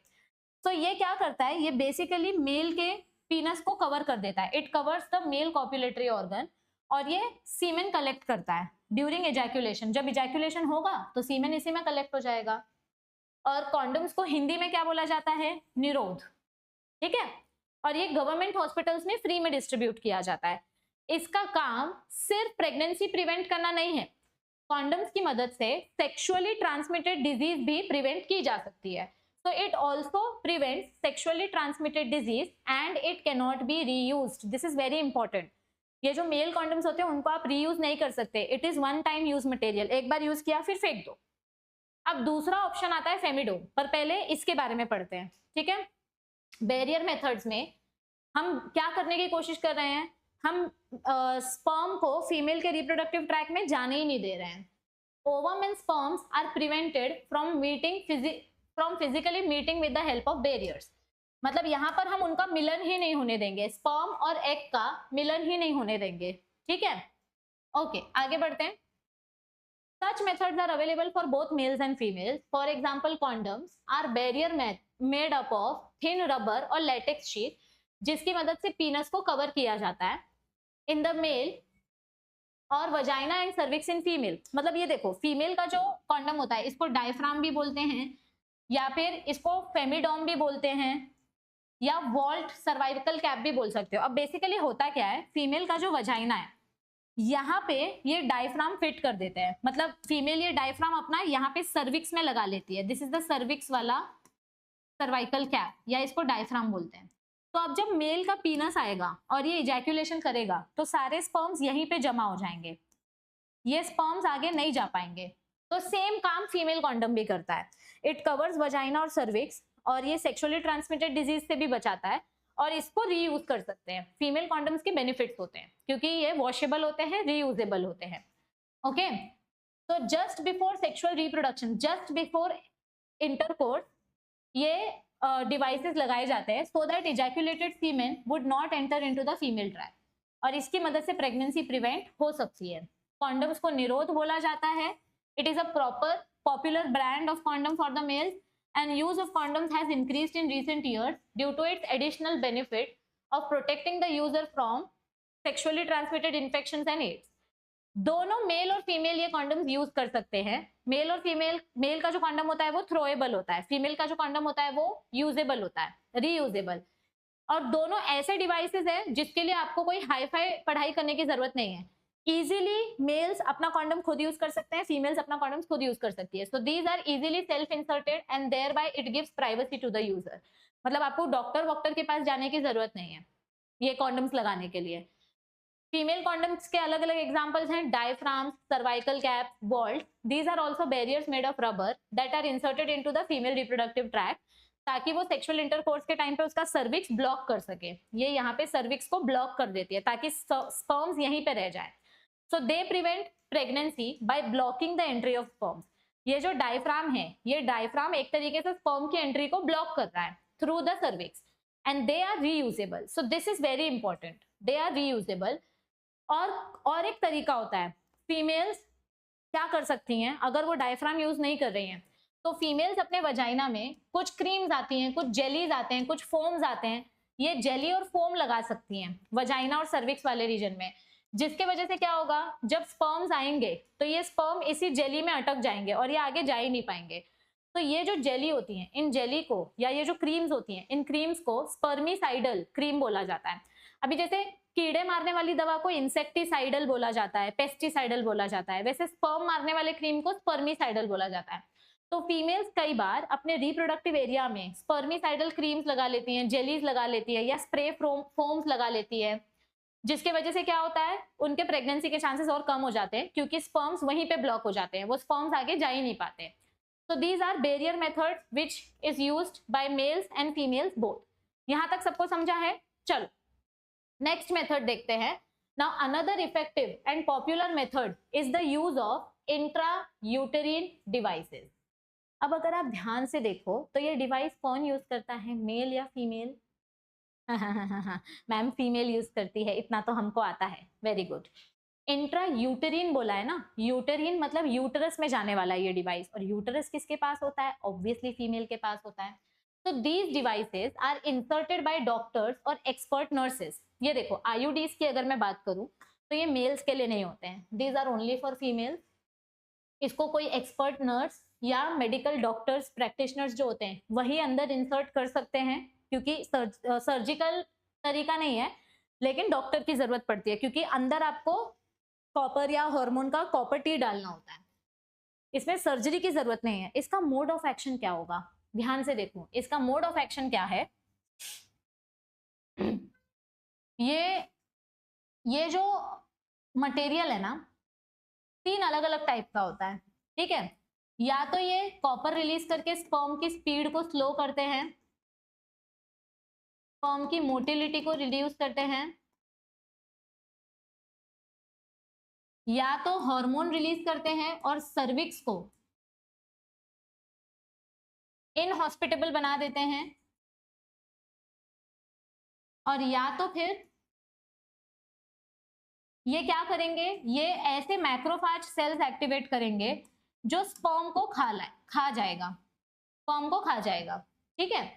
तो ऐसे इनका मोड ऑफ एक्शन होता है, यानी कि फैगोसाइटोसिस ऑफ स्पर्म्स। और ये जो आईयूडीज है, या इनको हम इंट्रायूट्रिन कॉन्ट्रासेप्टिव डिवाइस भी बोलते हैं, ये जो आईयूसीडी या आईयूडी है, ये कब लगाया जाता है कि समझो किसी फीमेल को प्रेग्नेंट नहीं होना है लेकिन उसको 3 साल बाद बच्चे चाहिए। अभी उसको एक बच्चा हो गया, अब दूसरा बच्चा उसको 3 साल 4 साल बाद चाहिए, और उसको रोज रोज कॉन्डम्स भी यूज नहीं करने हैं और पीरियड्स के भरोसे भी नहीं बैठना है। ऐसे में परमानेंट नहीं बोल सकती मैं, लेकिन इफेक्टिव मेथड जो है वो आईयूडी वाला मेथड है। 3 साल का होता है, 5 साल का होता है, depends upon the quality, depends upon the brand, कि आप कितने टाइम तक वो आईयूडी रख सकते हो। अगर आपको और टाइम स्पेंड बढ़ाना है तो आपको फिर से डॉक्टर के पास जाके नया आईयूडी लगवाना पड़ेगा। तो अगर आपको बच्चों के बीच में गैप रखना है तो भी आईयूडी लगाया जा सकता है। अब आईयूडी के 3 टाइप्स होते हैं, एक होता है नॉन मेडिकेटेड, एक होता है कॉपर बेस्ड, और एक होता है हार्मोन बेस्ड।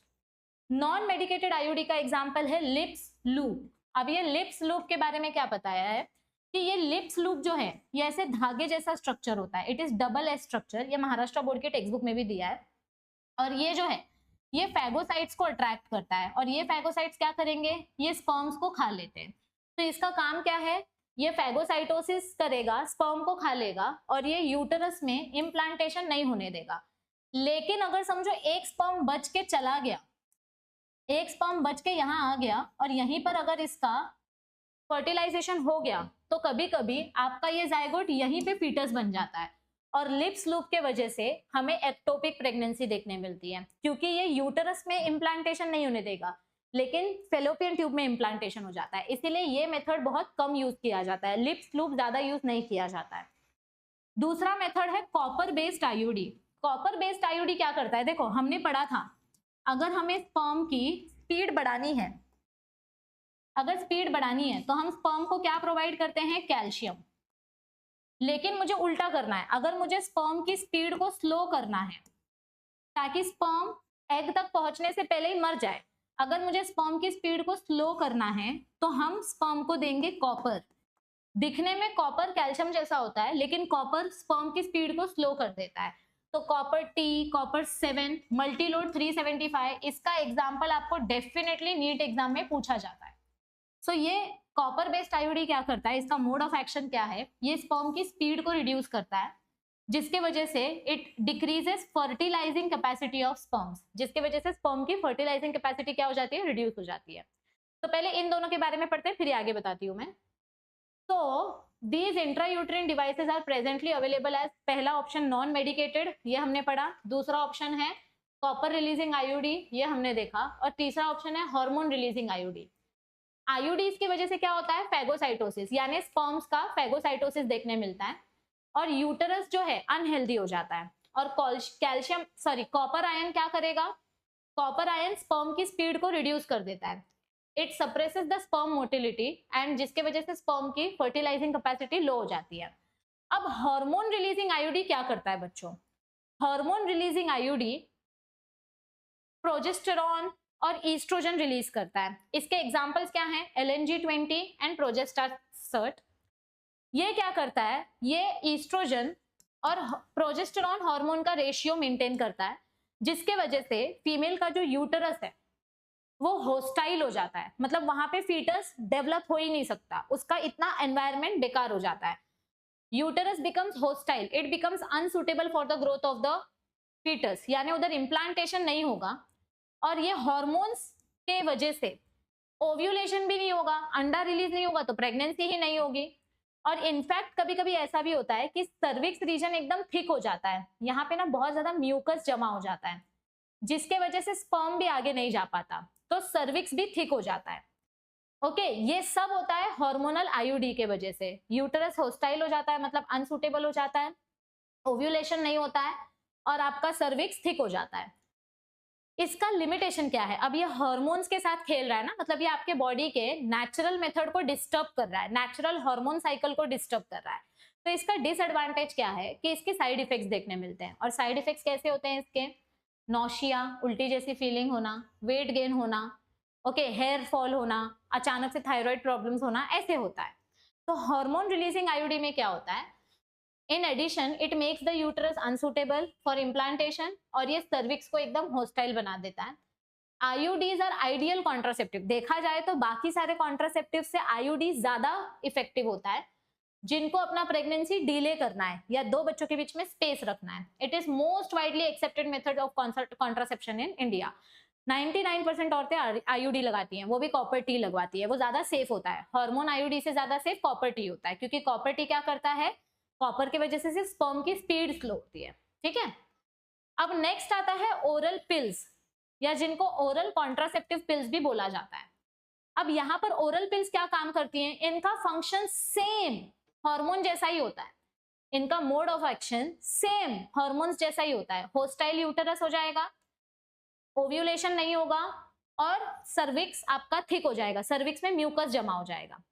और लिमिटेशंस क्या है? Side effects, nausea, weight gain. अब यहाँ पर एग्जाम्पल्स अगर मैं बोलूं तो पिल्स के एग्जाम्पल कौन से दिए हैं? माला डी, माला एन, सहेली पिल, आई पिल, ये सारी पिल्स हैं। पिल्स दो टाइप की होती है, एक होती है मिनी पिल, एक होती है कॉम्बिनेशन पिल। मिनी पिल में प्रोजेस्टेरॉन हार्मोन भी होता है, या प्रोजेस्टेरॉन ईस्ट्रोजन का कॉम्बिनेशन भी होता है, लेकिन इसमें ज्यादा करके सिर्फ प्रोजेस्टेरॉन होता है। और देखो, बॉडी में अगर पहले से प्रोजेस्टेरॉन है तो हमारी बॉडी को क्या लगेगा कि फीमेल पहले से प्रेग्नेंट है, तो ईस्ट्रोजन हार्मोन बनेगा ही नहीं, जिसकी वजह से ओव्यूलेशन ही नहीं होगा।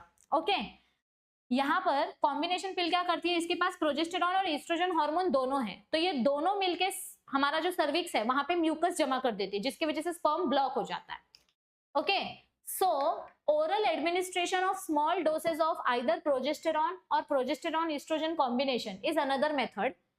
They are used in the form of tablets and they are popularly called as pills. अब ये पिल्स दिखती कैसी हैं और इसको कितने दिन में खाया जाता है? ये देखो, ये माला डी वाला पैकेट है, ये गवर्नमेंट हॉस्पिटल्स में मिलता है, बहुत ही सस्ते में मिलता है और फ्री में भी मिलता है। ठीक है, ऐसी पिल्स होती है। अब इनमें ना टोटल 28 टैबलेट्स आपको दिखाई दे रही है। कितने टैबलेट्स? 28। इन पिल्स को रोज एक टैबलेट खाना पड़ता है। जिस फीमेल को प्रेग्नेंट नहीं होना है ना, उसको रोज एक टैबलेट खाना है 21 दिन तक। ठीक है, 21 डेज तक। और फिर 21 डेज के बाद ये जो नीचे वाली 7 टैबलेट्स हैं, ये 7 टैबलेट्स खानी होती हैं। ये 7 टैबलेट्स आयरन टैबलेट्स है, जो आपका हीमोग्लोबिन मेंटेन करेगी। और ये जो 7 टैबलेट्स हैं, ये प्रोजेस्टेरॉन और ईस्ट्रोजन हार्मोन कॉन्सेंट्रेशन मेंटेन करेगी। इस हार्मोन के वजह से, इन टैबलेट्स के वजह से ओव्यूलेशन नहीं होगा, और इन टैबलेट्स के वजह से आपका मेंस्ट्रुअल साइकिल रेगुलेट होगा।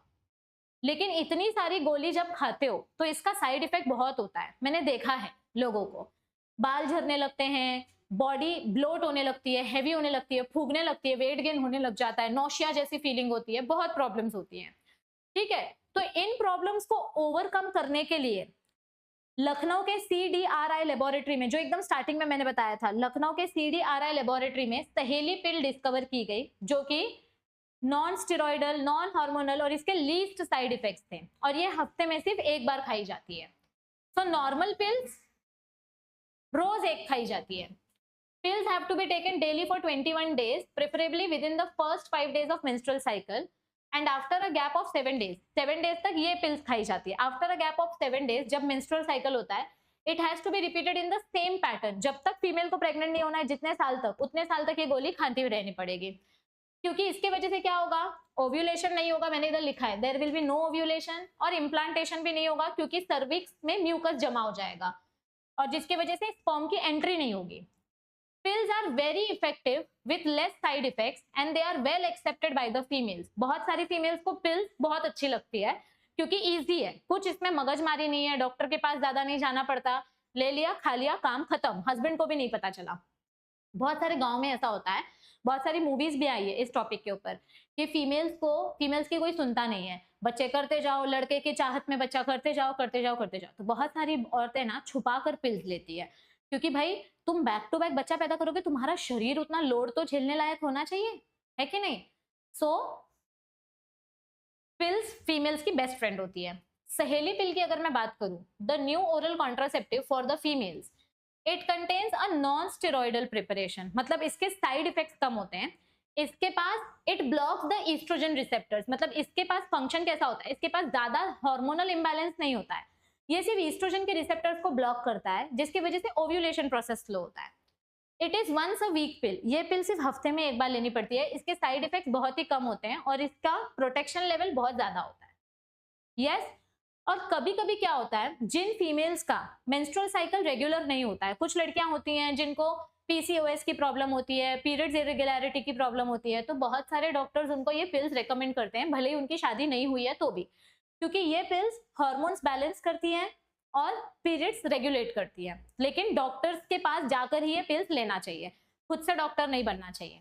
Okay, progesterones alone in combination with oestrogen can be used by females as injections और इम्प्लांट्स। तो देखो, या तो पिल के फॉर्म में हम ये चीजें लेते हैं, हार्मोन्स लेते हैं, या फिर एक और मेथड है जिसके मदद से हम ये प्रोजेस्टेरॉन अपनी बॉडी में डाल सकते हैं, दैट इज इम्प्लांट्स और इंजेक्टेबल्स।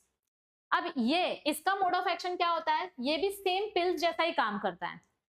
कुछ इंजेक्टेबल्स में सिर्फ प्रोजेस्टेरॉन होता है या कुछ में प्रोजेस्टेरॉन और एस्ट्रोजन दोनों का कॉम्बिनेशन होता है। इंजेक्टेबल्स की मैं अगर बात करूं तो नॉर्मल छोटा सा स्टिक जैसा होता है जो आपके बॉडी में इंजेक्ट किया जाता है, या तो फोर आर्म के पास या तो अबव आर्म के पास, और ये आपकी बॉडी में काफी टाइम तक रहता है। इसका एक एग्जांपल है डेपो-पोरोवेरा। और दूसरा है इम्प्लांट। इम्प्लांट बहुत ज्यादा इफेक्टिव पाया जाता है, इसका फंक्शन सेम पिल्स जैसा है। ये आपकी जो स्किन की नीचे की लेयर होती है, मतलब सर्जरी की जरूरत नहीं है, स्किन का जस्ट जो छोटा सा नीचे का एरिया होता है, फोर आर्म के नीचे का, यहाँ पे एक ऐसे कैप्सूल मतलब ऐसे पतला सा ऐसे नीडल जैसा एक स्ट्रक्चर डाला जाता है। तो इनके अंदर कैप्सूल्स होती हैं, कैप्सूल्स कंटेनिंग या तो ओनली प्रोजेस्टेरॉन या प्रोजेस्टेरॉन एस्ट्रोजन का कॉम्बिनेशन। इसके लिए कोई सर्जरी की जरूरत नहीं है। यहाँ पर एग्जांपल्स दिया गया है, ब्रांड के हिसाब से डिपेंड करता है कि किसके पास कितना कैप्सूल है। नॉरप्लांट करके एक इम्प्लांट आता है, मतलब ऐसा एक कैप्सूल आता है, इनके पास 6 कैप्सूल्स होती है और ये 5 साल तक हमारी बॉडी में रह सकती है और प्रेगनेंसी प्रिवेंट कर सकती है, क्योंकि इसका काम सेम पिल्स जैसा है, हार्मोन्स को बैलेंस करना। और इम्प्लेनॉन करके एक ब्रांड आता है जिसके पास एक ही कैप्सूल होती है, ये हमारी बॉडी में 3 साल तक रह सकती है और प्रेगनेंसी को प्रिवेंट कर सकती है। So these are also one of the safest methods to prevent pregnancy. तो यहाँ पे क्या बताया गया है, so these implants are put under the skin and their mode of action is same to that of pills and their effective periods are much longer, मतलब 3 साल 5 साल तक भी आपके अंदर रह सकते हैं बॉडी में। Administration of progesterone और progesterone estrogen combination of IUD within 72 hours of coitus have been found to be very effective as emergency contraceptives। अब ये वाली लाइन में क्या बताया गया है, देखो हमने जितने भी मेथड्स की बात की, कॉन्डम्स, नेचुरल मेथड्स, ये देखो हमने कितने कितने मेथड्स की बात की, हमने नेचुरल मेथड की बात की, बैरियर मेथड की बात की, आईयूडी की बात की, ओरल पिल्स की बात की, इम्प्लांट्स की बात की। ये सारी चीजें कब करनी पड़ती है हमको, before sexual intercourse. Before sexual intercourse you have to follow this, मतलब बिफोर ओव्यूलेशन। लेकिन समझो गलती से आपने सेक्सुअल इंटरकोर्स कर लिया और फिर आपको रियलाइज हुआ कि अरे मैंने तो कोई प्रोटेक्शन ही नहीं ली, तो मार्केट में इमरजेंसी पिल्स नाम करके कुछ पिल्स अवेलेबल है। आप लोगों ने आई पिल करके सुना होगा। तो ये आई पिल्स क्या करती हैं, इनके अंदर excessive amount of progesterone estrogen होता है, सेक्सुअल इंटरकोर्स करने के 72 आवर्स के अंदर अंदर अगर ये पिल्स ले ली जाए तो ये इमरजेंसी कॉन्ट्रासेप्टिव का काम करती है, जिससे शायद ओव्यूलेशन प्रोसेस रुक जाए और फर्टिलाइजेशन ना हो. They have found to be very effective as emergency contraceptive as they could be used to avoid possible pregnancy due to rape और casual unprotected intercourse. Rape conditions में भी अगर pregnancy avoid करनी है तो भी ये emergency pills ली जा सकती है. तो ये सारे अपने temporary methods थे, ठीक है, जो कि रिवर्सिबल है. ये सारे मेथड्स रिवर्सिबल है. जब प्रेग्नेंट नहीं होना है तब लगाओ, जब होना है प्रेग्नेंट तो निकाल दो. अब परमानेंट मेथड कौन सा है वो देखते हैं. ऑलराइट, तो अब सर्जिकल मेथड्स, जिनको हम परमानेंट मेथड या स्टरिलाइजेशन मेथड भी बोलते हैं, तो इसमें क्या बताया गया है एक बार देख लेते हैं. Surgical methods are also called as sterilisation methods और they are also called as permanent methods. ठीक है, अब ये परमानेंट सर्जिकल मेथड में होता क्या है. समझो किसी कपल ने 1 बच्चे, 2 बच्चे, 4 बच्चे, जितने बच्चे चाहिए उतने बच्चे पैदा कर लिए हैं, या उनको बच्चे नहीं चाहिए और उनको प्रॉपर्टी का भी झंझट नहीं चाहिए. They don't want any temporary contraceptive, they want permanent solution. तो नसबंदी सुना होगा आपने, मेल्स की नसबंदी करा देते हैं, फीमेल्स का ऑपरेशन करा देते हैं, ये लोकल लैंग्वेज है. तो बेसिकली ये होता है surgical method, vasectomy and tubectomy. Diagram में क्या दिखाई दे रहा है, ये वेसेक्टोमी है, ये ट्यूबेक्टोमी है. वेसेक्टोमी में दिखाई दे रहा है कि मेल्स का जो वास डिफरेंस है वो कट करके टाई कर दिया गया है ताकि स्पर्म्स ब्लॉक हो जाए. अब बहुत बार क्या होता है, मेल्स को या फिर लोगों को ना ये गलत फहमी है कि नसबंदी कराने से उनका सेक्सुअल प्लेजर या उनकी मर्दानगी कम हो जाएगी, बट ऐसा नहीं होता है. आपके सेक्सुअल प्लेजर में कुछ फर्क नहीं पड़ता, क्योंकि आपका जो सीमेन है वो सीमेन में सब कुछ रहेगा. It will contain seminal vesicle का फ्लूइड, प्रोस्टेट ग्लैंड का फ्लूइड, कॉपर्स ग्लैंड का fluid, it will contain everything. सिर्फ आपके सीमेन में स्पर्म नहीं रहेगा. It will have everything minus sperm, क्योंकि आपने स्पर्म का रास्ता ब्लॉक कर दिया है. आपने वास डिफरेंस को कट करके उसको ऊपर की तरफ टाई कर दिया और उसका रास्ता ब्लॉक कर दिया. That is vasectomy. तो ये मेल्स में होता है. इसमें वास डिफरेंस को या तो छोटा सा पार्ट कट करके निकाल देते हैं या तो ऊपर की तरफ टाई करके बांध देते हैं ताकि स्पर्म की एंट्री ब्लॉक हो सके. ओके. और ट्यूबेक्टोमी में क्या होता है, फीमेल्स का फेलोपियन ट्यूब टाई करके कट कर देते हैं ताकि उसका जो ओवम है वो ओवम यहाँ से आगे ना जा सके और स्पर्म यहाँ से यहाँ ना आ सके, मतलब अंडा और स्पर्म का मिलन ना हो सके.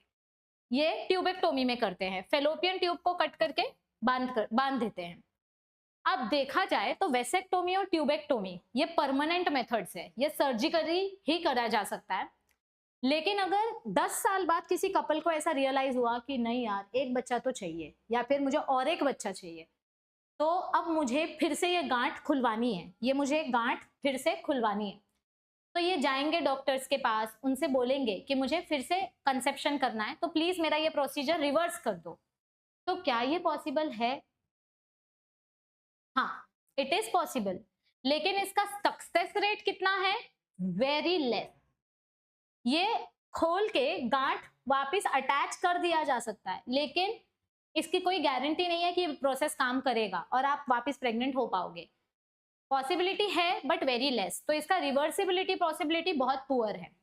तो सर्जिकल मेथड्स में क्या होता है, मेल पार्टनर या फीमेल पार्टनर जो हैं, आगे इनको अगर प्रेगनेंसी नहीं चाहिए तो ये परमानेंट मेथड करते हैं. Surgical intervention blocks gamete transport and thereby it prevents conception. Gamete transport ही नहीं होगा तो कंसेप्शन होगा ही नहीं. Sterilisation procedure in the male is called as vasectomy. कैसे याद रख सकते हो, हम वास डिफरेंस कट कर रहे हैं ना, वास वेसेक्टोमी, वास वास वास वास, ऐसे याद रख सकते हो. और फीमेल में फेलोपियन ट्यूब कट कर रहे हैं तो ट्यूब ट्यूबेक्टोमी. इससे रिलेटेड एक एमसीक्यू तुमको कंपलसरी आता है. वेसेक्टोमी में छोटा सा वास डिफरेंस का पार्ट कट करके निकाल देते हैं या फिर ऊपर ही बांध देते हैं थ्रू अ स्मॉल इंसिशन, छोटा सा cut on the scrotum. Whereas in tubectomy, a small part of the fallopian tube is removed and tied up. Vasectomy में मेल का वास डिफरेंस कट करेंगे, फेलोपियन ट्यूब का पार्ट ट्यूबेक्टोमी में cut करेंगे. These techniques are highly effective, but the reversibility is very poor. एक बार आपने अपना vasectomy करा लिया तो प्रेग्नेंट होने के चांसेस बहुत कम हो जाते हैं. ठीक है, लेकिन अगर आपको फिर से प्रेग्नेंट होना है तो इसको रिवर्स करा सकते हो, बट उसके भी चांसेस बहुत कम रहते हैं. Is this clear? It needs to be emphasized that the selection of suitable contraceptive method is and its use should always be undertaken in consultation with qualified doctors. किसी ताई जी, चाची, मामी, भाभी, पड़ोसी से पूछने से अच्छा आप डॉक्टर से प्रोफेशनल सजेशन लो कि आपकी बॉडी टाइप के लिए क्या सबसे बेस्ट रहेगा प्रेगनेंसी को प्रिवेंट करने के लिए. One must always also remember that contraceptives are not regular requirements for the maintenance of reproductive health. In fact, they are practiced against a natural reproductive event. देखो, कॉन्ट्रासेप्टिव मेथड टेम्पररी मेथड है pregnancy को रोकने का. One is forced to use these methods either to prevent pregnancy or to delay or space pregnancy due to personal reasons. ये contraceptive method सबको compulsory नहीं करना पड़ता, लेकिन अगर आप फैमिली प्लानिंग कर रहे हो, आपको बच्चों के बीच में गैप रखना है, तो आप ये कॉन्ट्रासेप्टिव मेथड्स यूज करते हो. No doubt the widespread use of these methods have a significant role in checking uncontrolled growth of population. However, इनके साइड इफेक्ट्स भी हैं. जैसे हमने पिल्स के साइड इफेक्ट्स के बारे में बोला, वैसे ही इम्प्लांट्स, इंजेक्टेबल्स के साइड इफेक्ट्स होते हैं like nausea, abdominal pain, sudden bleeding during menstrual cycle, irregular menstrual bleeding, even breast cancer due to excessive steroidal hormones. Though it is not very significant, but it should not be totally ignored. मतलब आदत मत बना लो pills वगैरह खाने की, emergency के लिए कर सकते हो, और नहीं तो सेफ कॉन्ट्रासेप्टिव मेथड यूज करो. जो भी करो डॉक्टर्स के सजेशन से करो. तो ये था अपना आज का टॉपिक. जैसे कि मैंने प्रॉमिस किया था, 2 एमसीक्यूज मैं आपको होमवर्क में दे रही हूँ. ये है पहला होमवर्क, ये नीट 2024 का क्वेश्चन है. Match the column and choose the correct option. और ये है आपका दूसरा होमवर्क, ये भी नीट 2024 का पीवाईक्यू है. तो आई होप आपको ये लेक्चर समझ में आ रहे हैं, आपको सेशंस अच्छे लग रहे हैं. अगर ये वीडियोस आपको यूजफुल लग रही हैं तो आप इसको अपने फ्रेंड्स के साथ शेयर कीजिए, वीडियो को लाइक कीजिए, चैनल को भी सब्सक्राइब कीजिए, क्योंकि आप लोगों की नीट 2026 की प्रिपरेशन अच्छी हो, इसीलिए हमने इसी चैनल पर एमसीक्यू शॉर्ट्स अपलोड करना स्टार्ट किया है. एक दिन में 3 से 4 एमसीक्यू शॉर्ट्स अपलोड किए जाते हैं ताकि आपकी प्रैक्टिस हो सके और आपको एक्सप्लेनेशन भी मिल सके और पीवाईक्यूज भी प्रैक्टिस हो जाए. So make sure that you are connected with this channel, you subscribe to this and you share this channel with your other friends, क्योंकि lectures, updates, everything will be informed on this channel. And I will see you all very soon with a very good surprise. Till then, stay tuned. Bye bye.